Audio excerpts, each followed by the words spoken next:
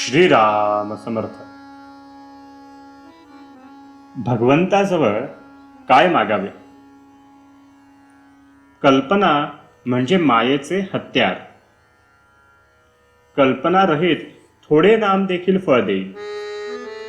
एखादा मनुष्य तालुक्याच्या ठिकाणी गेला आणि त्याला तुम्ही कुठले असे विचारले तर तो आपल्या खेडेगावाचे नाव सांगेल. जिल्ह्याच्या ठिकाणी गेला तर तो तालुक्याचे नाव सांगेल. इलाख्याच्या ठिकाणी गेला तर जिल्ह्याचे नाव सांगेल.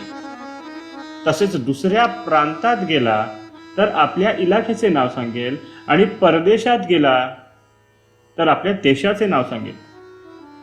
म्हणजे मनुष्याच्या ठिकाणी जेवढी विशालता येईल तेवढे भेदभाव कमी होतात. तसे मनुष्य कोणत्याही धर्माचा असला तरी सर्व धर्माचे मूळ एकच असल्यामुळे त्या मुळाशी जो गेला त्याला सर्व धर्म सारखेच.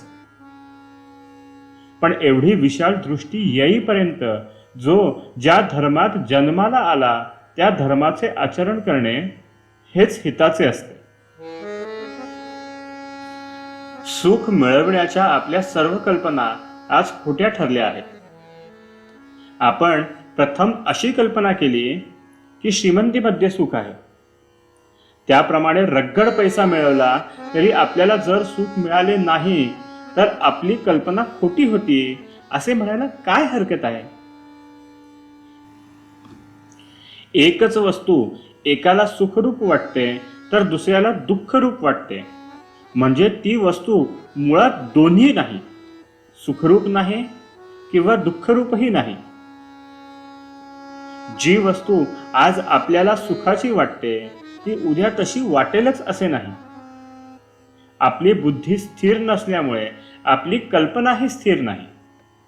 म्हणून त्याच वस्तूमध्ये सुख आहे ही कल्पना देखील खोटीच असली पाहिजे. ती तेवढी खरी आहे असे आपण का म्हणावे? जगातली आपली नाती आपण कल्पनेनेच लावतो.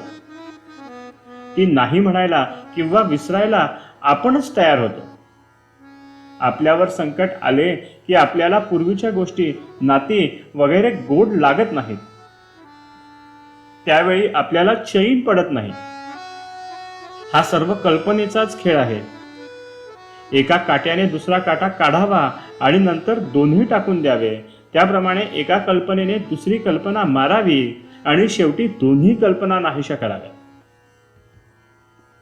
कल्पना करायचीच तर ती भगवंताविषयी करूया.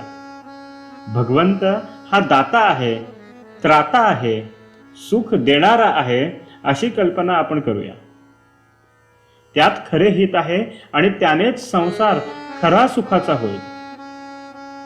कल्पनेचे खरे खोटेपण हे अनुभवांती कळते. म्हणून अनुभवानंतर कल्पना थांबली पाहिजे.